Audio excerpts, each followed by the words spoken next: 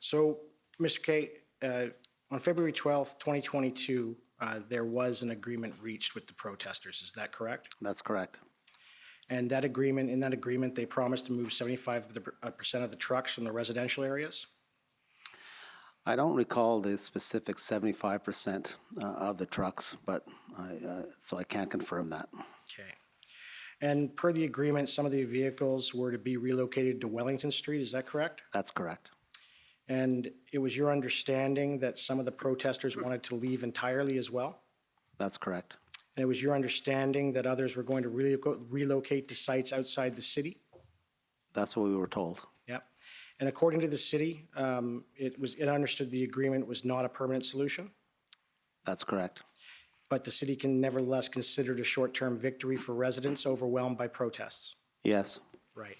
And so on February 13th, 2022, there was a meeting between members of the Ottawa Police Service, including Chief Peter Sully, Deputy Chief Bell, and Superintendent Rod Drummond, and they were advised of the content of the agreement. You're aware of that? I'm not sure that Superintendent Drummond was on that call because he didn't get assigned till after 3:30 that day when I emailed Chief Slowly asking for a representative from police. I believe who was on the call was Acting Deputy Chief Trish Ferguson, Deputy Chief, then Deputy Chief Bell, Chief Slowly, myself, and Kim Ayotte. But is it fair to say that none of the Ontario Police Service members on the call shared concerns about the plan? Chief Slowly did share some concerns about the plan for my operational capacity to be able to affect the plan, as I stated earlier. But they did state, the OPS members that were present did state that the agreement could ease tensions. Is that right? Yes. And by carrying out the agreement, it could also increase the police's capacity to respond. Yes.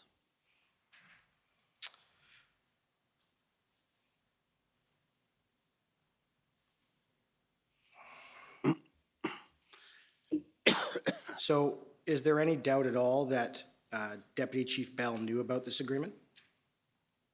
No, he knew about the agreement. And even though he may not have been there, Superintendent Drummond eventually found out about the agreement that day. Is that fair? He would have been briefed up, I would assume, after he was assigned or before he was assigned, yes. Right. And Superintendent Drummond never raised any concern with you with respect to that agreement? No.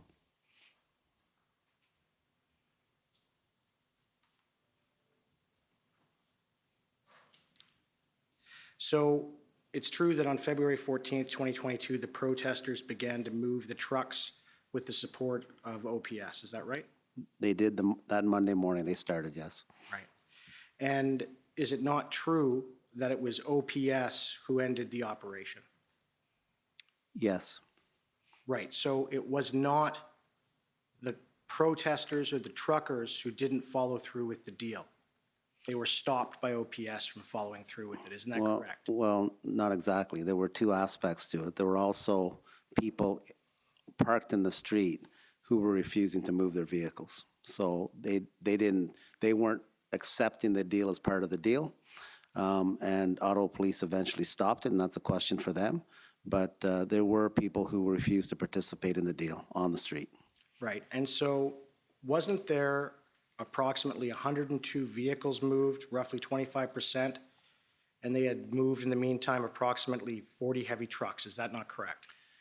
Well, as I said earlier, that number is in dispute. I had heard 40 trucks and possibly up to 100 total vehicles, but I don't think that represents 25% of all the vehicles because the heavy trucks might have been about 500. The numbers were not nailed down, and even that day on how many were moved, we couldn't get an accurate count. Okay. So you did have dealings with Mr. Keith Wilson throughout these negotiations. Is that fair?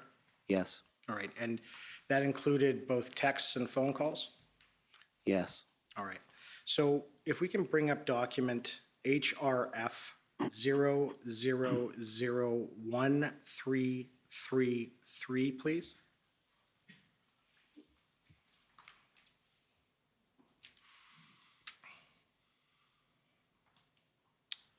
And can you scroll down? just down to the text messages, to the first, to the beginning, right there. That you scroll back up, page 2, please. Just right to the top.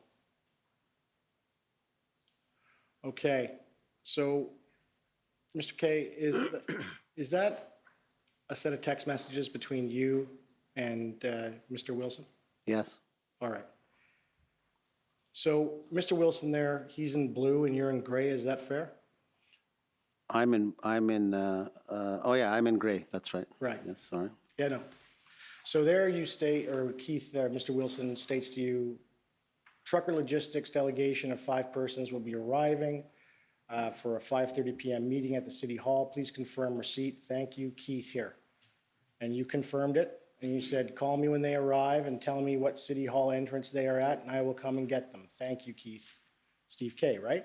Yep. So you guys met. And if we could scroll down. And that was on February 13th. And he says, will do. I have given Eva and Tom, being Eva Chipiuk and Tom Barrazo, your cell number. And you said, perfect. There was then some issues, as I understand, with some misunderstanding on social media, and you had an exchange about that. Yes. And that's that exchange. If you could scroll down, ma'am. And Mr. Wilson got that fixed. Yes. Right. And Mr. Wilson then let you know, if we can just scroll down, I think the whole thing's there too. On February 14th at 10:13 a.m., FYI, trucks are ready to be moved, but are being blocked by police. And you responded, I'm fixing that. We are allowing 10 trucks now as a sign of good faith. And he responds, thanks. Eva is heading to Chris B., being Chris Barber, to be on the ground there. And you said, okay, good. Then he stated, FYI, Tamara Lynch, former Premier Peckford, planned to hold a press conference. If you could scroll down. At 3 p.m. today, the sole and exclusive focus will be on the federal government's announcement of the invocation of the Emergencies Act. No other topics will be discussed. No comment will be made about the arrangement with the city to relocate the trucks to de-escalate pressure on the residences. And you say, thank you. This is very good to know. Appreciate the heads up.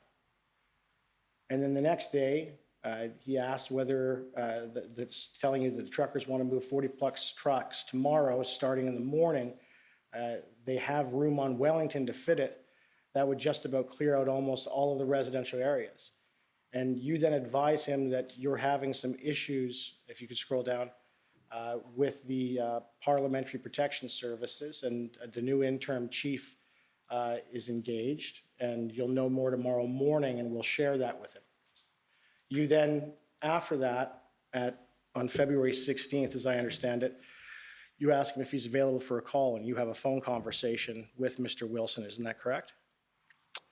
According to this, yes. I don't recall it, but yes. Yeah. And in that phone conversation, as I understand, you apologized that the deal fell apart because of some issues arising with the Parliamentary Security Services, and that it was not the protesters' fault. Isn't that correct? I don't recall saying that specifically because I don't have a record of it, but I remember we did have a conversation of that. I was disappointed that we couldn't move more trucks out of the neighborhood. Right. And it's fair to say that at all times through all of this, Mr. Wilson was engaged with you and he acted in good faith with you in your mind? He did. And he did everything he could in his power in order to move these trucks? He did. Right. And these individuals tried to move their trucks under the agreement onto Wellington, and it was the OPS who didn't allow it.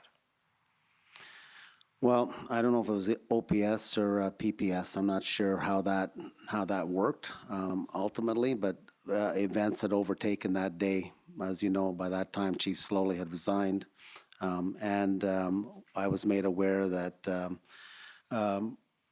Ottawa Police and the other police service were getting ready to move into tactical operations. So at that point, I think that was probably the greater reason why they stopped moving trucks up on Wellington Street. Okay. Hell, pretty soon. Right.